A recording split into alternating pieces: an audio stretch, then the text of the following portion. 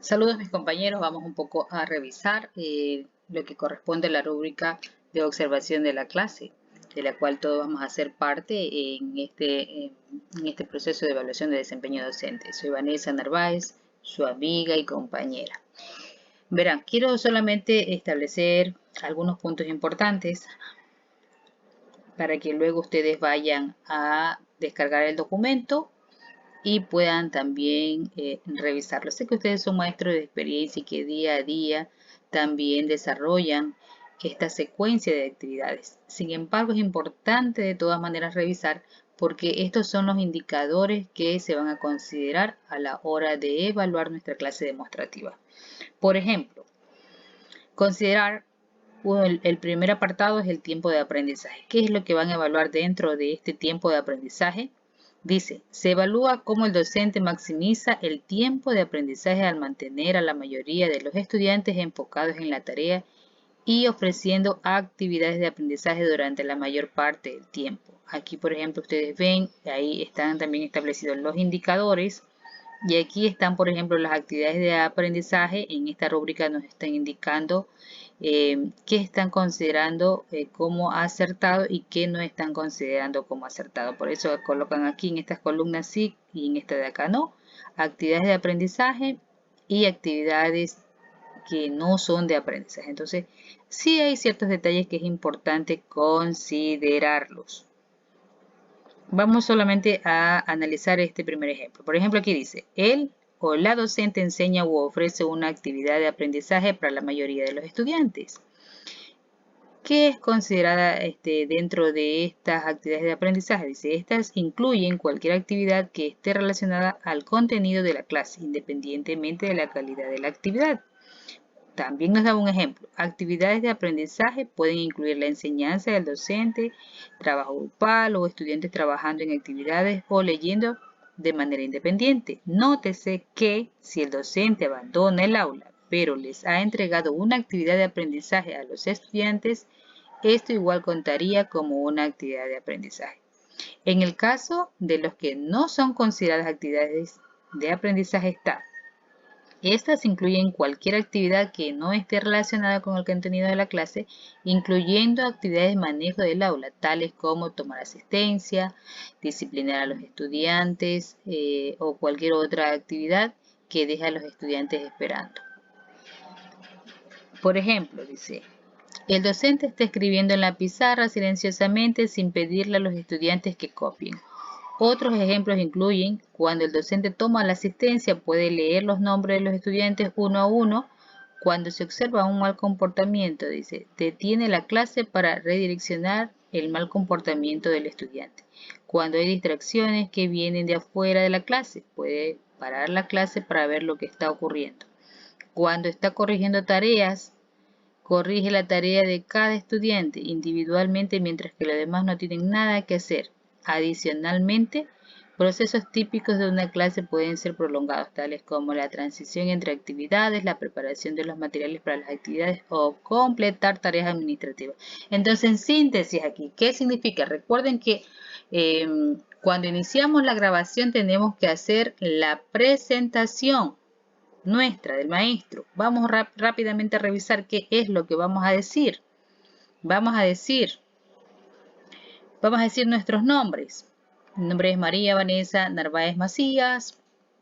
Tenemos que mostrar nuestra cédula de identidad, clarita cerca de la cámara, en qué institución estamos. Por ejemplo, en mi caso voy a estar en la unidad educativa Ibarra número 2, en el grupo de clase de educación inicial, grupo de 4 años, donde actualmente vamos a dar una clase del área de lógico-matemático y son 15 estudiantes los que han asistido. Entre esos hay, por ejemplo, 7 varones, 8 mujeres, ¿no? O sea, eso hay que decir al inicio de la clase y continuar con las actividades. Continuar con las actividades sin perder tiempo. ¿Qué significa esto? Que antes de la grabación ya tenemos que haber conversado con los niños indicarles que necesitamos toda la colaboración, la atención, tener listos los materiales, pensar muy bien las secuencias de actividades para que no haya pérdida de tiempo entre una y otra actividad. También, por ejemplo, a veces dentro de las rutinas, por ejemplo, en el caso inicial, hay momentitos donde los niños necesitan ir al baño, ya que previamente ellos hayan hecho todas sus actividades de necesidades personales. O sea, no podemos perder tiempo porque son 30 minutos de actividades secuenciales que tenemos que demostrar cómo con entusiasmo nosotros y súper recursivo realizamos nuestras actividades dentro del aula. Es importante conversar con los niños para que ellos sepan que también son parte fundamental de nuestra actividad y es el momento para todos demostrar que siempre estamos súper activos compartiendo y aprendiendo en comunidad. Entonces, para que ustedes vean lo importante siempre de revisar estos instrumentos, especialmente cuando esta va a ser la rúbrica de observación de la clase. Entonces ahí ustedes van a poder detallar cada uno de los parámetros también. Miren, hay mucha información. Yo les recomiendo que puedan leer. Entonces, miren, en síntesis está dividida la rúbrica en 10 apartados. El segundo es cultura del aula, ambiente de aprendizaje, cómo gestionamos el buen ambiente de aprendizaje. El siguiente es el número 3, cultura del aula. En cambio ahí son las expectativas positivas del comportamiento, lo que les decía. Tratar de conversar con los chicos desde el principio para que ellos sean muy colaboradores dentro de lo que ya es el proceso de las actividades.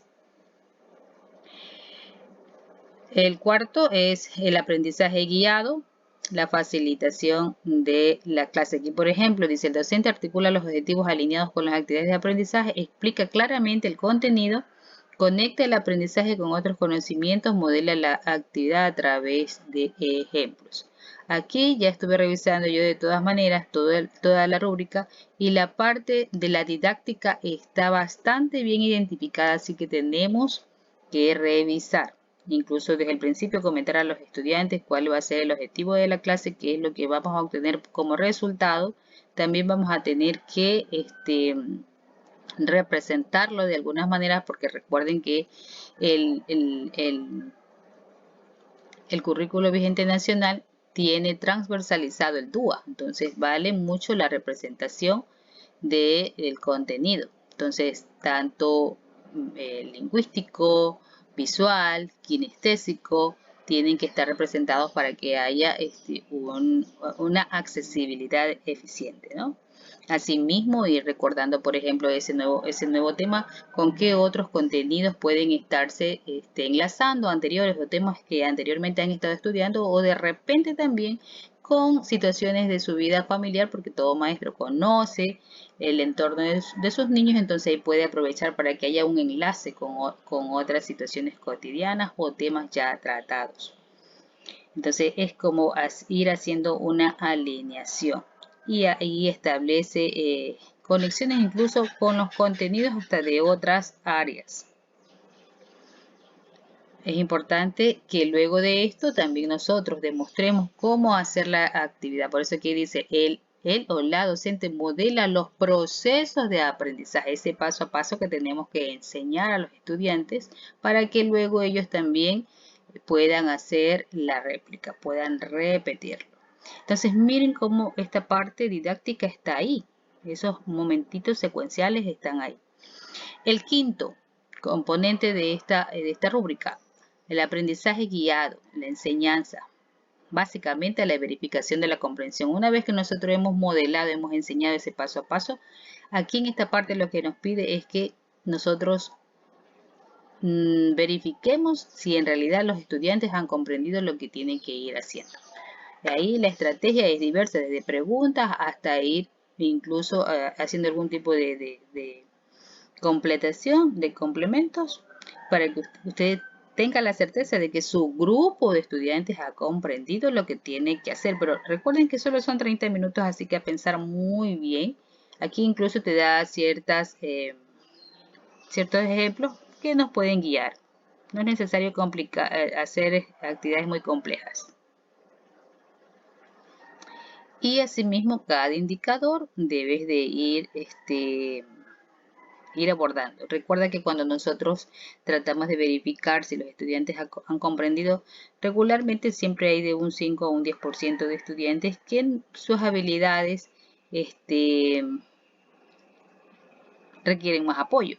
Entonces, dentro del desarrollo de la clase, aunque tú des la asistencia, es importante que preferiblemente lo hagas con recursos o con el trabajo de pares, porque no, o sea, es recomendable que no te dediques a un solo niño, sino si es que te dedicas porque ya conoces su necesidad, hacerlo de manera muy puntual para que él también luego se active.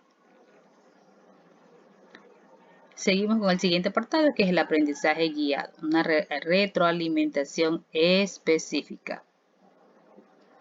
Él o la docente proporciona retroalimentación específica que ayuda a los estudiantes a clarificar conceptos o a identificar sus logros. Aquí también, por ejemplo, dentro de los indicadores dice el docente, él o la docente hace comentarios específicos o cuestiona, dice al estudiantado para ayudarlos a clarificar sus confusiones. Por ejemplo, aquí también ustedes ven, hay 3 niveles, bajo, medio y alto. Vamos a leer solo el alto. Dice, en esta clase el docente es altamente eficaz en entregar retroalimentación para profundizar la comprensión. Una vez que ya usted ha estado haciendo esta parte de aquí de la verificación de la comprensión, que ya te haya dado cuenta que de repente puede ser que solamente unos 3 estudiantes de los 15, vamos a suponer, no respondieron activamente o quedaron en silencio, entonces ahí usted va a retroalimentar, de repente indicando la parte del proceso que para ellos no le quedó clara o iniciándola para que ellos luego puedan hacer una secuencia de lo que ya observaron y solamente se manejen con ese hilo conductor. Sigamos con el otro apartado. El aprendizaje guiado, nuevamente estamos enfocados en el tema de la enseñanza y aquí sí el pensamiento crítico. El hablado docente anima a los estudiantes a analizar el contenido críticamente mediante preguntas abiertas y actividades de análisis. Los estudiantes exhiben pensamiento crítico a través de preguntas abiertas y actividades de reflexión. Aquí es muy importante de que no te olvides que los niños de acuerdo a su edad también tienen sus niveles de pensamiento simbólico, literal, crítico. Entonces, tienes que pensar muy bien en tu grupo clase, para que puedas ayudar en el momento de hacer las preguntas. Entonces, estas preguntas abiertas, si ya son muy pequeñitos, entonces tú puedes hacer preguntas apoyados del recurso o los recursos que tengas a mano dentro de la clase. Con el siguiente apartado, enseñanza, que es la número 8. Enseñanza de habilidades socioemocionales. Y aquí sí nos referimos exactamente al tema de autonomía. Entonces, incluso hasta para la selección de las actividades, nosotros también tenemos que pensar en nuestros estudiantes, en la diversidad de nuestros estudiantes. Recuerden el enfoque DUA. Entonces, desde el principio nosotros tenemos que garantizar que las actividades escogidas puedan ser desarrolladas por nuestros niños, por la gran mayoría de nuestros niños o todos, con completa autonomía. Y si algo les falta, esa va a ser la modelación que nosotros vamos a estar haciendo en clase o adicional la retroalimentación que vamos a hacer luego.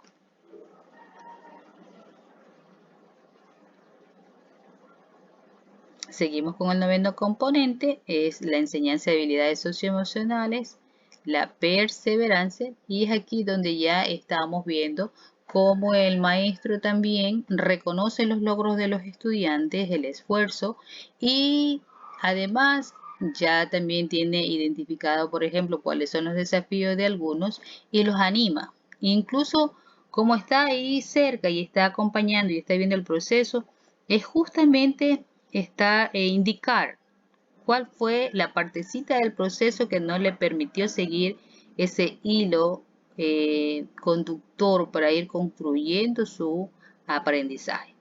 Entonces ahí el estudiante va a darse cuenta que usted ha estado siempre ahí. Va a sentirse más en confianza, va a reducir su inseguridad para futuras clases. y sobre todo esa actitud positiva de él frente a los desafíos que todos en su momento enfrentamos. Y finalmente, la enseñanza de habilidades socioemocionales, habilidades específicas, y aquí estamos hablando de las habilidades sociales y colaborativas. Específicamente dice aquí, él o la docente fomenta la colaboración y las habilidades interpersonales como la empatía, la regulación emocional y la resolución de conflictos. Los estudiantes demuestran habilidades sociales y colaborativas al cooperar con sus compañeros durante la interacción. Entonces, una vez que ya nosotros hemos prácticamente evaluado en conjunto con los estudiantes quienes pudieron de forma autónoma realizar la actividad, luego los otros con compañía, aquí pues bueno, es una especie de cierre que entre todos vamos a tratar de apoyarnos, como hacer como una revisión de si logramos o no los objetivos, y vamos a poder también hacer que los estudiantes, pues bueno, ellos puedan intervenir con sus aportes desde la experiencia, desde lo que pudieron crear en clase, y así los demás también van a sentirse que todos son capaces de superar dificultades, que todos son capaces también de aprender, que todos tienen actitud para aprender y que son compañeros. No hay aquí en realidad ninguna competencia, es una construcción social lo que hacemos nosotros en cada clase. Entonces, bueno, esto en sí es lo que quería compartir con ustedes, porque no es solamente grabar la clase, sino que la secuencia didáctica de nuestras clases también tiene que ser considerada por nosotros, y todo en 30 minutos. Muchos éxitos, amigos.